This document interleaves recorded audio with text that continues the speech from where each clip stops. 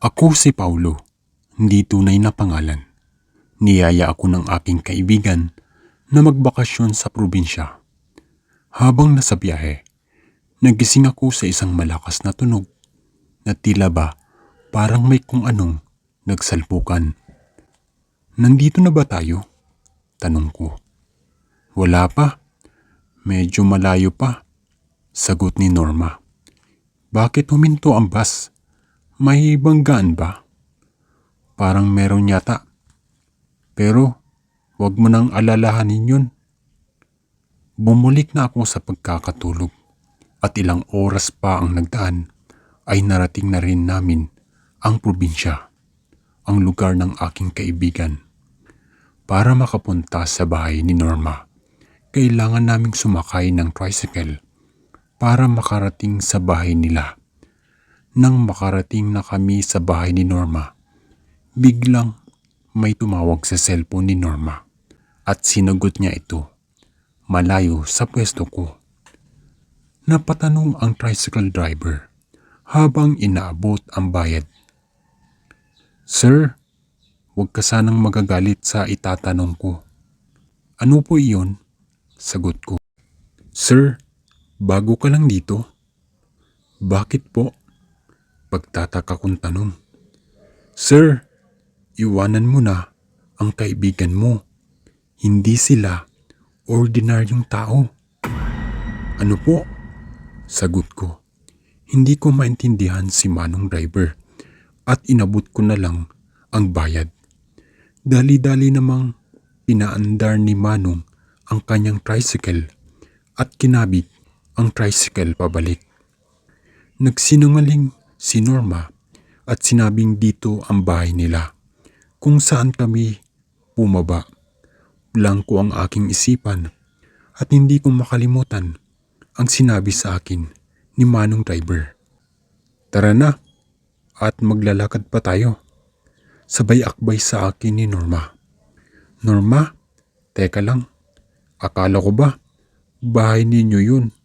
Tanong ko. Pasensya ka na, Paulo. Mahihirapan kasi ang tricycle driver dito dahil maputik ang daan. Maglalakad pa tayo ng 1 kilometro.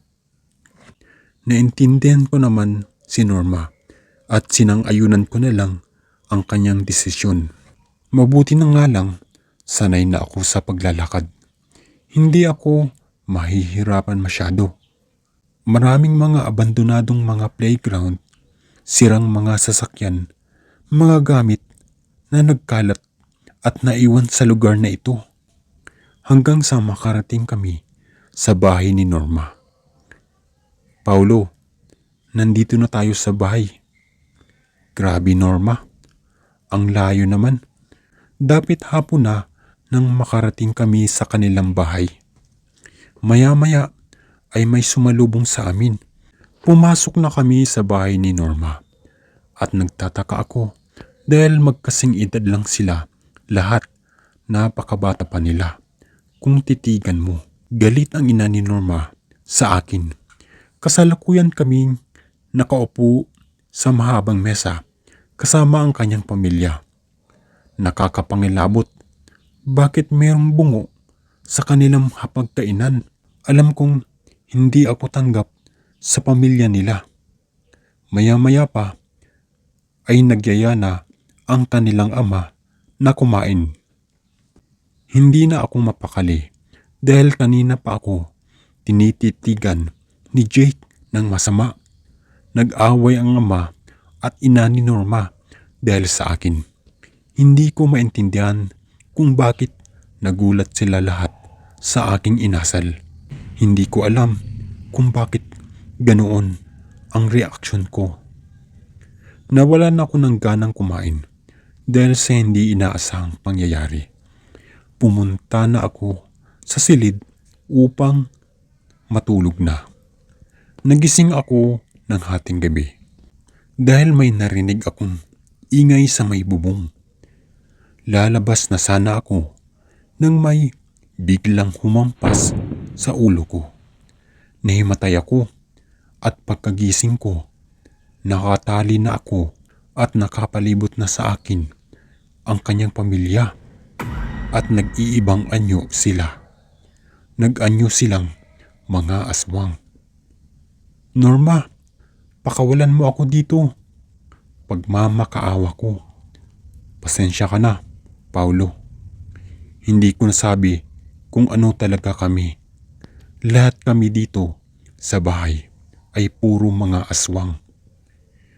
Walang nakakaligtas sa amin, mga binibiktima. Lahat ng nabibiktima namin ay dinadala namin rito sa bahay.